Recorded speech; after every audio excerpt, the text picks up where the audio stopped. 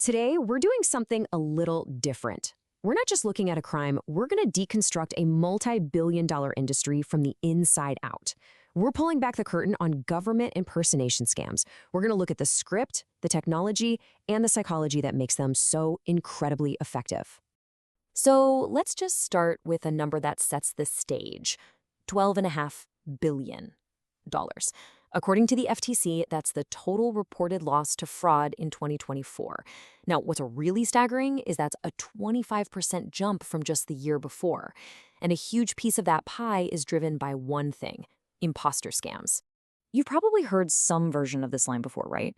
But this isn't just a threat. You have to understand it's a carefully engineered script. It's designed specifically to hijack your brain's fear response and shut down rational thought.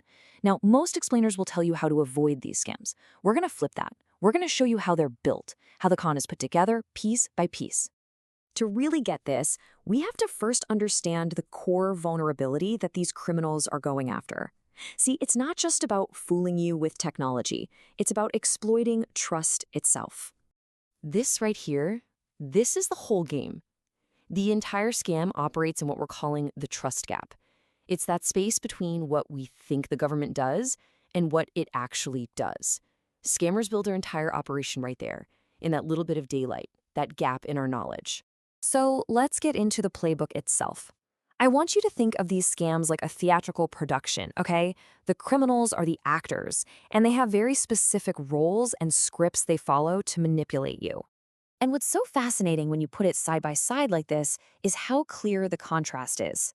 The scammer's script is all about urgency, immediate pressure. They threaten arrest right now. The real IRS, they give you time, opportunities to appeal. Scammers demand payment and things like gift cards, untraceable. The real IRS, they mostly use the good old US Postal Service. They'll even make up official-sounding names like the Bureau of Tax Enforcement. The point is, their script is the polar opposite of how the real agency works. Now this is the most common government imposter scam out there. It's the SSN hustle. They call you up and claim your social security number has been suspended or, even worse, linked to some crime. The psychological trick here is just terrifying, especially for seniors who depend on those benefits.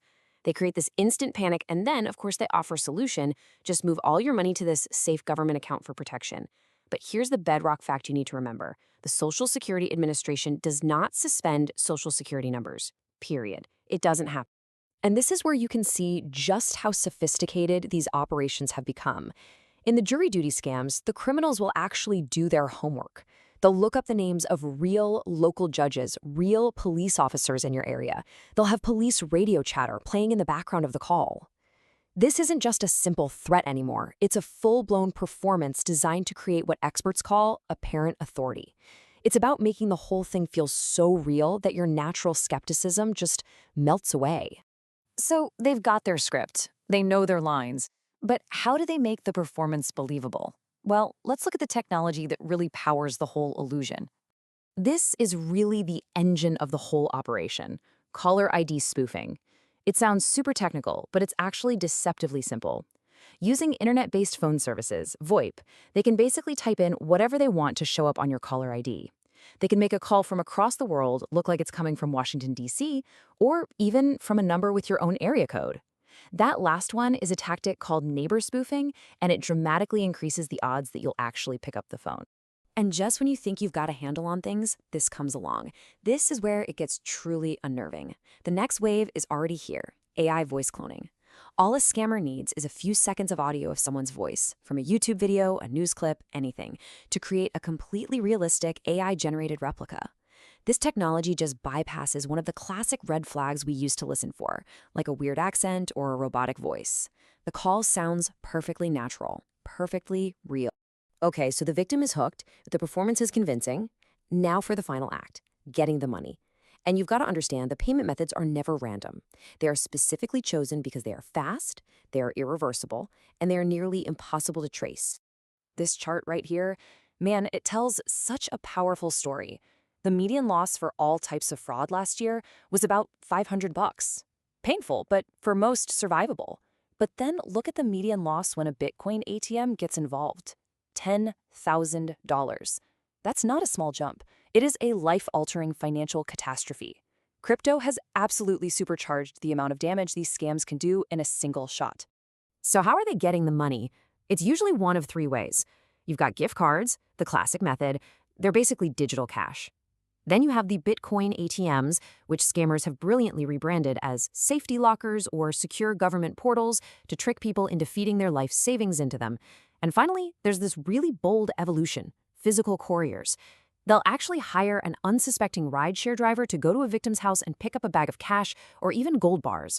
And we are not talking about a small-time operation. $55 million. That's how much was lost to just these courier-based scams in only 8 months of 2023. This shows us what you could call a re-physicalization of fraud. As banks get better at spotting and stopping weird wire transfers, the criminals are just moving the crime back into the real world, completely sidestepping all that digital security.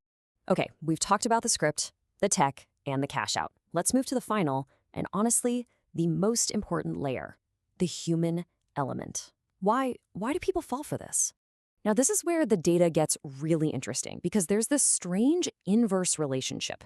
According to the FTC, younger people, ages 18 to 59, are actually more likely to report losing money to a scam.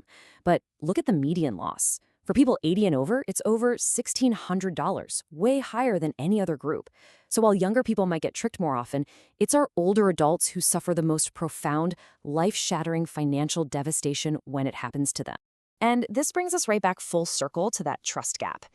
A huge vulnerability is something researchers call civic illiteracy. And put simply, it just means that most of us don't really know the official procedure for a tax problem or a jury summons. That little bit of uncertainty creates the perfect opening for a scammer to come in with aggressive official-sounding language, creating a sense of panic that's just really hard to think through clearly. And this is how it all comes together in what's known as a hybrid scam. This is the masterclass. It's a 3-act play. Act 1, a tech support person calls about a virus on your computer. Act 2, a fake banker calls to say, oh no, because of the virus, your bank accounts are now at risk. And then the finale, Act 3, a fake FBI agent calls and offers the one and only solution. Move all your money into their secure government accounts. Each layer builds on the last, creating this overwhelming sense of crisis that you just can't escape. So what's the ultimate takeaway from all of this? Well, the source material really concludes that the real defense isn't just about us being more careful as individuals. It's about ensuring that the way our actual institutions talk to us is so clear, so consistent, and so secure that there's simply no trust gap left for these scammers to operate in. Which really just leaves us with this final thought to chew on. As technology like AI voice cloning and spoofed websites become common, the very nature of proof and identity is changing right under our feet. When you can no longer fully trust what you hear, or maybe even what you see, how do we verify anything? What does it truly mean to trust, and what's it going to take to protect it?